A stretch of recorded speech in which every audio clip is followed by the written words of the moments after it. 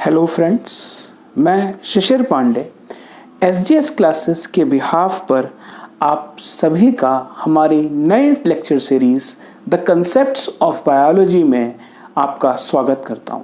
और आज का जो हमारा कंसेप्ट है वो ये है कि कौन सी wavelength of light rate of photosynthesis को किस तरीके से अफेक्ट करती है। तो जो क्वेश्चन है वो आपकी स्क्रीन पे आ रहा होगा और क्वेश्चन कुछ इस तरीके से है, chlorophyll absorb which of the wavelength of sunlight.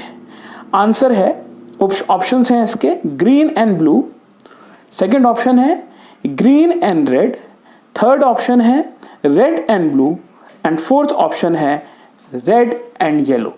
तो इस कॉन्सेप्ट को बेसिकली अगर हम समझें तो हमें ये पता होता है कि जो हमारा विजिबल स्पेक्ट्रम है उसमें जो वेवलेंथ होती है वो बेसिकली 3900 आर्मस्ट्रॉन्ग से 7800 आर्मस्ट्रॉन्ग तक हमारी विजिबल वेवलेंथ होती है। और बेसिकली वो स्पेक्ट्रम, वो मोनोक्रोमेटिक बीम का स्पेक्ट्रम जिसमें मैक्सिमम रेट ऑफ फोटोसिंथेसिस होता है वो बेसिकली रेड लाइट का होता है। अब हम जब बात करते हैं red light, green light, yellow light या ब्लू लाइट की, तो आपको ये जानना यहाँ पे बहुत जरूरी हो जाता है कि ये सारी मोनोक्रोमेटिक बीम ऑफ लाइट है। Mono means single and chroma means basically colour. That means all these different colours belong to a single series of the monochromatic beam of light. तो जब कभी भी हम मोनोक्रोमेटिक बीम ऑफ लाइट की बात करेंगे तो जो रेट ऑफ फोटोसिंथेसिस है वो मैक्सिमम रेड लाइट में होता है। इसको हम यहाँ पर एक और प्रूवन एग्जाम्पल से समझ सकते हैं जिसको हम एमर्सन्स रेड ड्रॉप इफेक्ट भी कहते हैं। तो जब मैं इसका यहाँ पे ग्राफिकल रिप्रेजेंटेशन लेता हूं तो हमें यहाँ पे पता होता है कि एक एक्सिस है हमारी एक्स एक्सिस और एक एक्सिस है हमारी वाई एक्सिस।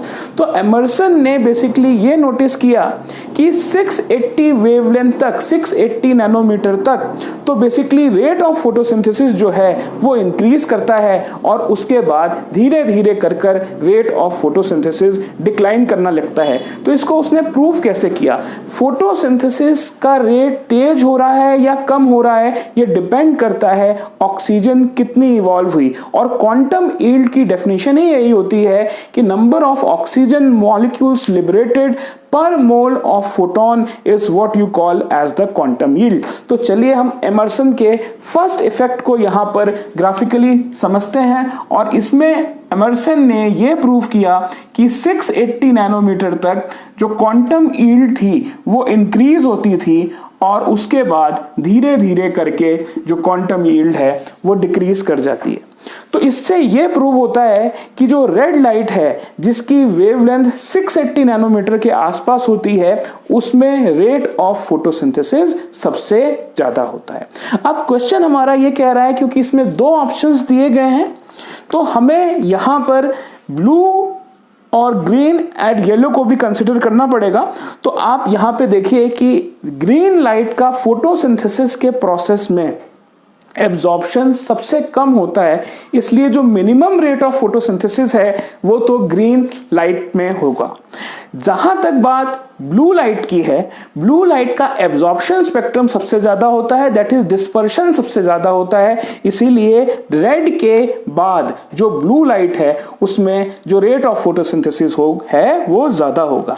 अब अगर हम यहां पर इस क्वेश्चन को सॉल्व करें तो हमारे पास जो फर्स्ट ऑप्शन है वो कहते हैं green and blue, second option है green and red, third option है red and blue and fourth option है रेड एंड ग्रीन। तो मैंने आपको बताया ग्रीन लाइट में जो रेट ऑफ फोटोसिंथेसिस है वो मिनिमम होता है, इसीलिए फर्स्ट और सेकंड ऑप्शंस जो हैं वो इस क्वेश्चन के आंसर्स नहीं हो सकते। थर्ड ऑप्शन जो है वो हमारा रेड एंड ब्लू है, इसको मैंने एक्सपेरिमेंटली प्रूव भी किया है एमर्सन के एक्सपेरिमेंट के से, इसलिए हमारा जो मोस्ट प्रोबेबल आंसर है वो सी हो जाएगा।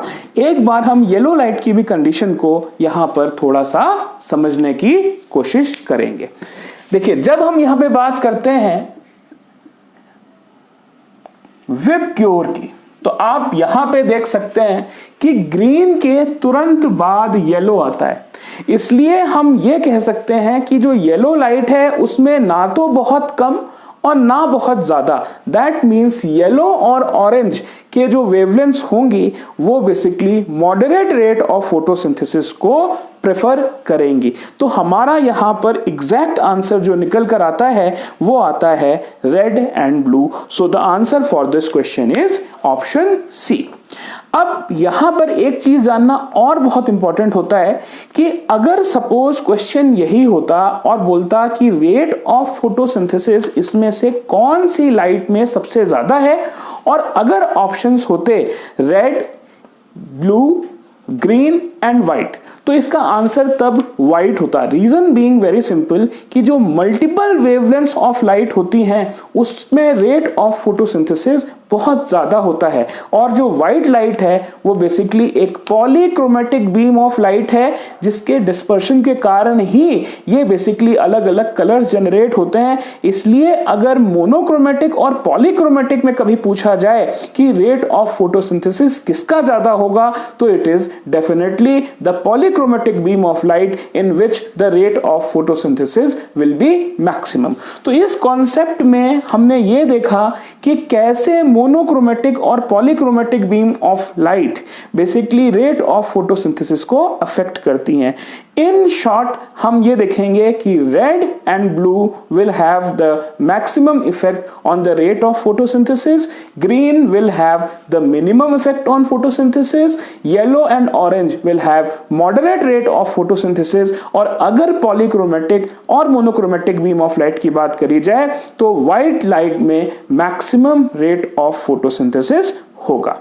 मैं आप सभी को इसी तरीके के कंसेप्ट्स ऑफ बायोलॉजी के छोटे छोटे वीडियोस देता रहूंगा रेगुलर इंटरवल पर, और जो भी मुझे इसको ज्वाइन करना चाहते हैं वो मेरे चैनल में जाके मुझे लाइक और सब्सक्राइब करें। Thank you.